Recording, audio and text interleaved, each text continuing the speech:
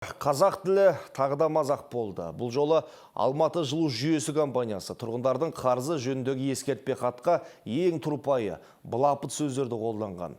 Мұндай барып тұрған сауатсыздық үшін компания басшылығының жай ғана кешірім сұрауының өзі аз дейді тұрғындар.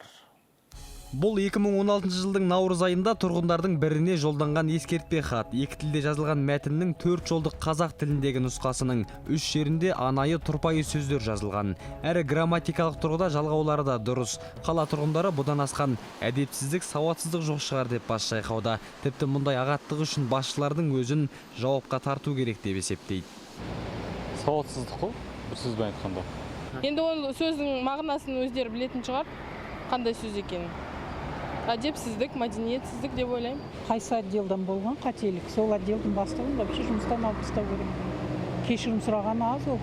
Ал компания басшылығы жағдайды хакерлік шабуылмен байланыстырады. Айтуларынша біреулер серверді бұзып кірген. Ең қызығы 4 ай бұрын жіберілген хаттағы өрескел қателікті Алматы жылу жүйесінің қызметкерлерінің өздері енді ғана біліпті. Қазақша тек техникалық терминдерді жатқа білемін деген бас директордың орынбасары қателікті мойындап, көпшіліктен кешірім өтініп отыр. Біздің қарызға батқан төлеушілерге ескертпе хатын жіберетін инженеріміз қате барын білмей осы құжаттың мәтіні дұрыс екен деп басып шығарған. Өкінішке қарай бір ғана файлға шабуыл жасалмапты. Қазір сайтта осы хабарландыру үшін кешірім сұрадық. Дәл осындай мәтінмен шамамен 170-тей тұрғынға хат жолданыпты. Енді олардың барлығына қайтадан жаңа құжат жіберілетін болады. Жалпы елімізде іс барысында қазақ тіліне көңіл бөлмейтін мекемелер жетерлік.